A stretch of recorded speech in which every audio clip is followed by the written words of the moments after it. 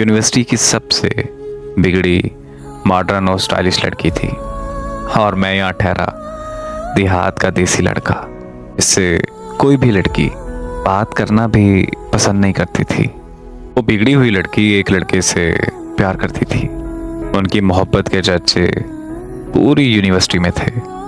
एक दिन उनकी आपस में लड़ाई हो गई और उस लड़के ने बिगड़ी हुई लड़की को सबके सामने थप्पड़ मार दिया।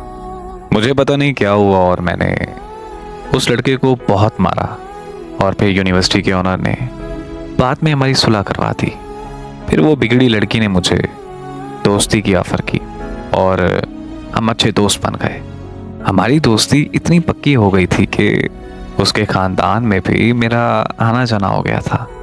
वो मेरे लिए पंजाबी सूट पहनने लगी और देसी खाने खाने लगी, यहाँ तक कि उसने पंजाबी भी सीख ली थी। उसने अपना सारा रहन सहन मेरे मुताबिक कर लिया था और फिर उसने मुझे शादी के लिए प्रपोज कर दिया। मुझे अपनी किस्मत पर शक आने लगा था।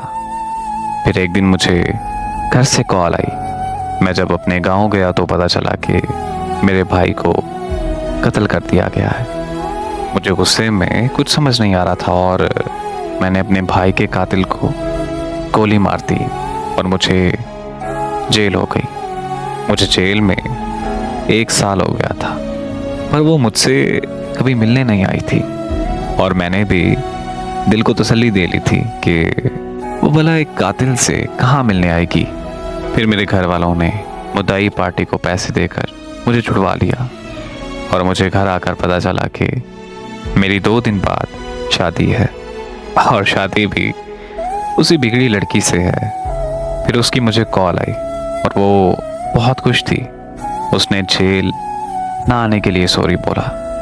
उसके बाबा ने बोला कि तुम्हारी जगह कोई भी भाई होता तो ऐसा ही करता।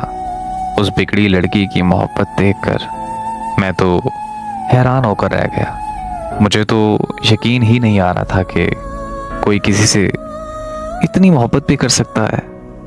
आज वो बिगड़ी लड़की 5 वक्त की नमाजी है और अल्हम्दुलिल्लाह से वो मेरी बीवी है।